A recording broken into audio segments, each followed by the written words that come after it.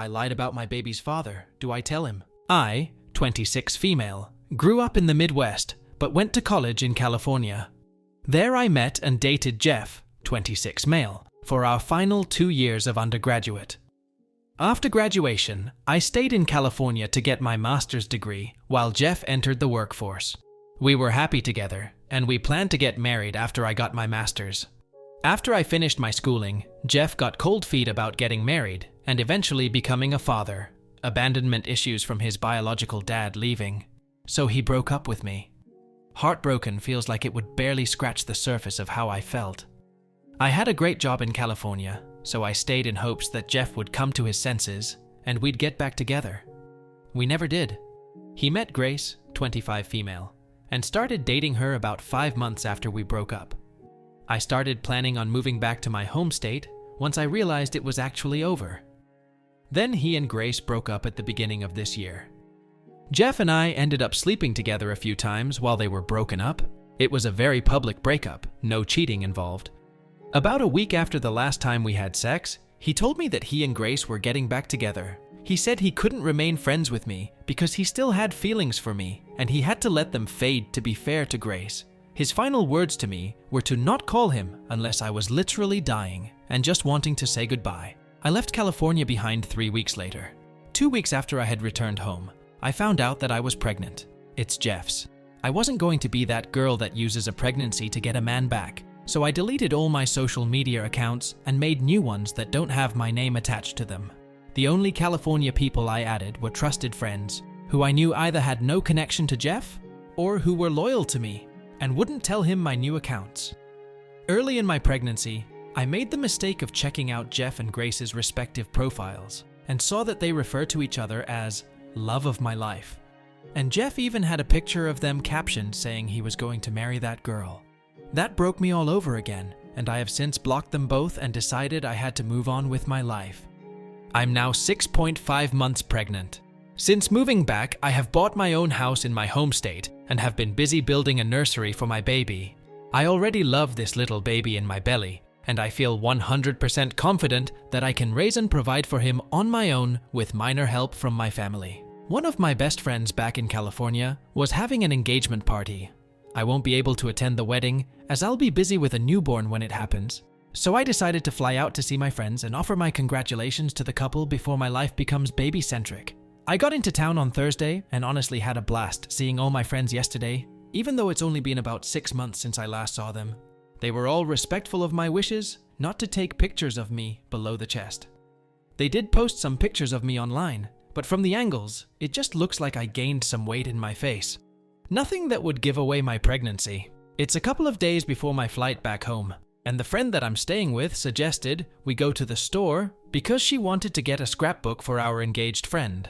So we went to the store, and as we were getting ready to leave, I saw Jeff's cousin Tanya, 22-ish, female, walk in.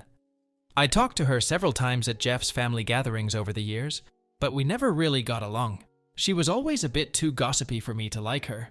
So, of course, she was the last person I wanted to see. The first thing she did was loudly announce that I was pregnant, as if everyone in the store couldn't tell just by looking at me. Then she starts grilling me, asking if Jeff knows. I said no, and that he doesn't need to know as it's not his. That was a lie, obviously, but I didn't want to open a can of worms. Tanya then tells me, with how big my belly is, that I'm far along, and asked how could I move on so quickly. I told her that Jeff and I broke up a long time ago. She responded, saying that everyone knows we were still hooking up at the beginning of this year. I did not know that was common knowledge. I figured Jeff would have kept his mouth shut about that. Anyway, I lied and told her that I already had a new boyfriend and that I was 5 months pregnant. She seemed to accept that and awkwardly congratulated me. My friend and I paid for her stuff and left immediately after that. I prayed that would be the end of it. Like I said, Tanya is a gossip, so of course she went and ran her mouth about seeing me pregnant just a few hours later. Now a bunch of my friends have messaged me, saying that Jeff is blowing up their inboxes trying to reach me. None of them have told him my new number or social media, so he has no way of reaching me himself. My flight back home isn't for another 2 days, and I'm freaking out. Some of my friends are saying that I should just tell him the truth now that he knows I'm pregnant. I still say I can get by, pretending it's someone else's and that I'm not far enough along for it to be his. I honestly just want to ignore him and go back home.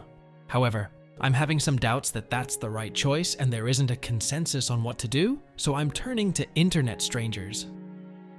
Update 1. So the consensus on my post was to tell Jeff about the baby being his. Even from just the first few comments, that seemed clear. We did end up meeting up. It wasn't particularly interesting or dramatic, but if anyone cares, here's what happened. He got a hold of the friend I was staying with on Instagram. I wanted to just talk to him on the phone, but he insisted we talk in person as soon as possible. In retrospect, I should have just waited until the next day, but I kind of just wanted to get it over with, and it seemed like he did too. To be honest, I thought he was going to tell me that he wanted nothing to do with the kid because I didn't see any other reason why he wanted to talk in person right that second. Keep in mind, it was almost 10 at night at the time. So my friend and I went to his parents' house where he was waiting. His parents always treated me like family, so I guess I felt comfortable being there, even though we probably should have met at a neutral location. When we got there, Jeff's mom answered the door. She hugged me, and I could tell she wanted to touch my stomach, but she restrained herself and didn't even ask, thankfully. I always liked her. We made awkward small talk as she led me to the living room. It was clear that they had just had a party, as it was still messy with a bunch of drinking cups lying around and confetti on the floor. On the couch was Jeff and Grace holding each other's hands. I was surprised that I honestly felt nothing for him at first. His stepdad offered me a seat, but I chose to stand. I wasn't planning on being there long anyway. Jeff started off saying that I might be able to fool Tanya, but he knows there's no way I would have ever met a new guy and gotten pregnant that fast. So, he asked why I didn't tell him. I told him the truth, that the last time we spoke, he told me not to contact him unless I was literally dying. And I'm not dying. He told me that he was trying to be respectful to Grace, and that obviously this would have been an exception. Grace chimed in to tell me that I ruined her proposal. I found out later, third-hand info, but knowing Tanya, I believe it, that the party at his parents' house was for him to propose to Grace in front of all their friends and families. Tanya waited until after the proposal, and when people were giving speeches, she told Jeff she was so glad he got away from me and wasn't going to be stuck raising my baby. Then all hell broke loose at the party, apparently.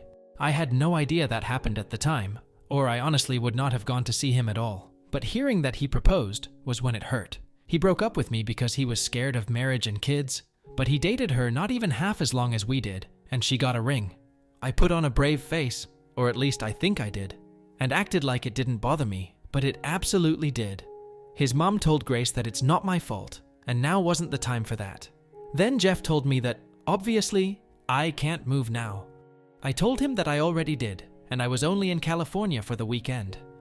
He countered, saying that I have to move back. I told him no, I'm not doing that. He said, well, I can't just leave. At that point, I got frustrated and told him that I left months ago. My job is in my home state. I bought a house. All my doctor's appointments have been there. I established residency there a long time ago. California isn't my home anymore and hasn't been for half a year now. So then he got frustrated and got up to approach me, asking if he's just supposed to send a paycheck once a month and saying this wasn't how it was supposed to happen. I don't really know what he meant by that second part because he just found out I was pregnant a few hours before, but I assumed he was talking about his life plans. I forced myself to calm down and try to be empathetic. I told him that if he was worried about this screwing up his plans for the future, that he had nothing to worry about. I don't want or need anything from him. I've planned everything out from finances to childcare when I return to work to even setting up my baby's college fund. It's all taken care of already. He didn't really say anything.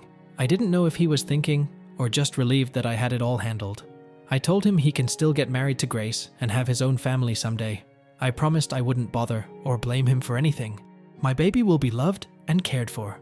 Jeff got teary-eyed and told me that I know how he feels about this. He was referring to when he broke up with me and said that he didn't want to be a dad because he didn't think he'd be a good one. He also has abandonment issues from his bio dad walking out on him, his siblings, and his mom when he was 6. I told Jeff that he's not him, his bio dad, that he's better than him and always will be. His mom started crying at this point, I guess, from seeing how his dad's abandonment still affects him to this day. I promised Jeff that I wouldn't let my baby think that Jeff was a deadbeat. I'd be honest that we just weren't meant to be together and we live thousands of miles apart. He told me that he can't just not be in his kid's life and that I don't understand what it could do to them. He asked if we could please just figure something out together. I asked him what did he realistically expect would be a solution, because I'm not moving back to California and I highly doubt he and Grace wanted to pack their bags and move that far away from their own families and friends. I said I'm not going to be sending my kid on a plane every few months either, because that's too much. Jeff didn't say anything to that, so I told him maybe that could be an option when he's older and has more independence, but right now, it's not happening. Jeff's eyes lit up and he asked, "It's a boy?" I'd been careful not to reveal the gender up until then, but I messed up there. I nodded, and he nervously asked if he could feel the baby. Before I could even respond, Grace let out this loud wail and stormed off to the kitchen. Jeff apologized to me and then went to go comfort her. His mom excused herself as well, as she was still crying. So she left, and her husband followed her. That left me and my friend awkwardly standing alone in the living room. All we hear is his mom sniffling in the hallway, and Grace sobbing while talking to Jeff in the kitchen. It was so incredibly uncomfortable, and I know many will hate me for this, but I just felt overwhelmed by the whole thing. Maybe it makes me pathetic, but having to stand in the room where a party was just held to celebrate Jeff proposing to another woman hurt so damn bad. So I left. I told my friend, "Let's get the hell out of here," and we quietly walked out. We ended up staying in a hotel, and I was able to get an earlier flight home on Sunday. Now I'm back home and putting my focus back on the nursery. I told my friends that I had talked to Jeff, and I apologized if he still tried to reach me through them. I advised them to block him if it's too much. I know this isn't the end of things. I'm planning on reaching out to him again eventually. Even if he broke my heart, I still care about him, and I won't deny him a relationship with his kid if that's what he really wants. I have no idea how it's going to work, and I'm only allowed to update once, so I apologize that I won't be able to tell anyone who cares how it all turns out. Thank you for the advice on my last post. Even though everyone was downvoting me and the post itself, it was nice to get opinions without bias. Update 2. I'm a little surprised to be writing this. I thought my update post was one and done, but I guess it got reposted on another sub yesterday and gained traction there, so a bunch of people have requested another update. I wasn't aware that people could make posts on their own profile either, so I feel dumb for thinking that I could only update once. But here we are. I greatly appreciate the newer comments supporting me. The few comments I got from the relationship advice sub were all in support of Jeff and downvoting everything I commented. I felt like I was crowned the queen of hell over there, to be honest. I haven't replied to any of the new comments, because while most of you just read about the incident yesterday, for me it was 2 weeks ago. My hormones are all over the place due to my pregnancy, but thankfully, I'm past the headspace I was in that day and when I first returned home. I do appreciate all the well wishes for me and my baby though. Before I give an update, I wanted to clear a few things up. First, I've seen a lot of comments saying that Jeff proposed to Grace within a few months after they started dating. That's not true.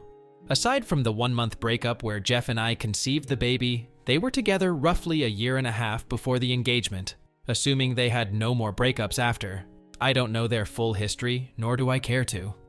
Second, I feel like people were being a bit harsh on Jeff. I can honestly say, he is not an abusive or controlling person. The man never so much as raised his voice at me in the 4 years we dated. He was a bit overbearing by demanding that I had to stay in California because that's where he is. But he just found out about the baby and was panicking that I'd disappear and he wouldn't be able to contact me. Which, to be fair, that's exactly what I did, so I get it. I had a million thoughts, some wildly ridiculous when I think about it now, running through my own head when I found out too. Third, he wasn't juggling Grace and I at the same time like people think. She broke up with him. They both thought it was for good at the time. He and I started having sex again. But it wasn't like we were in a sequel of the lovey-dovey honeymoon phase. It was a weird and confusing time. We weren't talking about getting back together. I already had a start date for my new job back home, and my move was scheduled. He didn't know any of that. I was still in love with him, of course, and I hoped he'd tell me he wanted to get back together, and I would have stayed. But he didn't. Finding out he was getting back with Grace hurt, but I can't say I felt used for sex. I don't think either of us knew what the hell we were doing by sleeping together again in the first place. Jeff is a simple man overall. I promise he's not some supervillain taking advantage of women and playing with their emotions. I'm not making excuses for him. I wish it were that easy to say that he's a dirtbag, and you should give me all your sympathy. In reality, I know who Jeff is as a person. Anyone who read my posts knows him as just a collection of bad and/or questionable choices he made. If you summarize anyone up to just the bad things they've done, of course, they'd come off as an unlikable person. Jeff's not evil or manipulative, he's just got some stuff he probably should have worked through years ago. And admittedly, I never thought his issues were that prevalent until we broke up. Plus, I'm positive that Grace knew we slept together while they were broken up. There's no way that was a shock to her. He would have told her himself. And even if he somehow hadn't, if Tanya knew, then everyone else knew shortly after. Guaranteed. Lastly, I appreciate everyone concerned about any custody issues that may arise from this. I was also amused by the people who were hyping themselves up, thinking that I was delusional and actually going to be forced to put my baby on a plane by court order.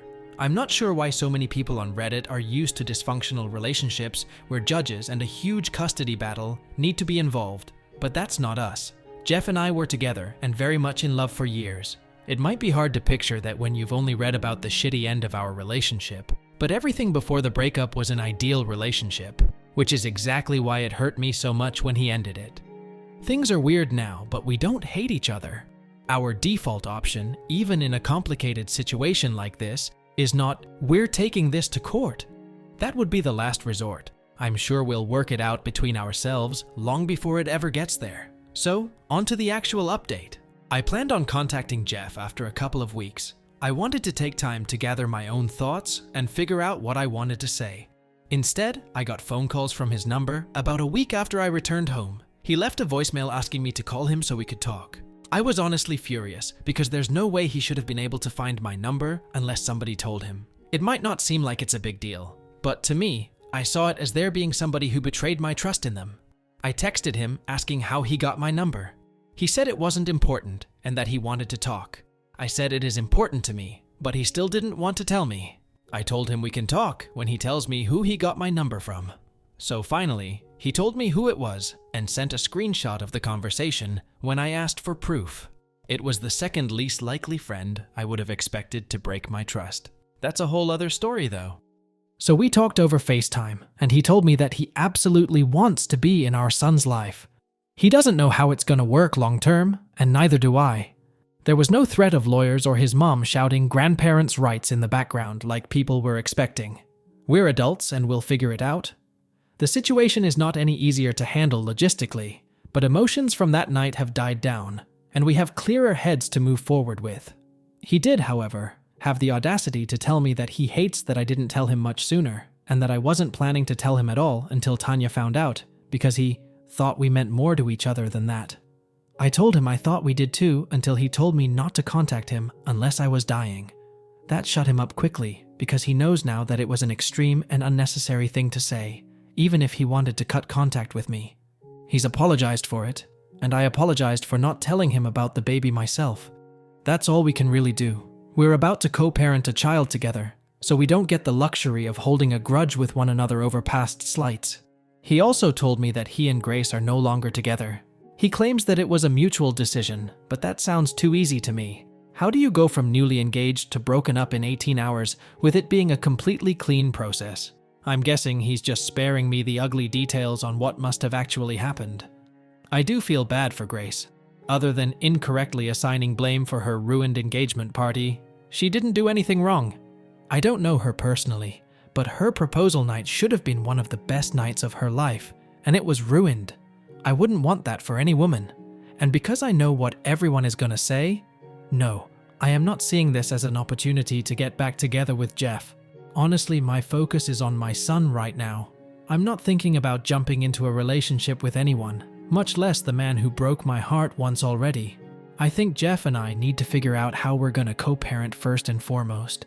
And to be honest, I want a man who loves me and chooses me for the person that I am, not because I happen to have given birth to his child. Plus, I don't know that I could ever get over that he proposed to Grace over me.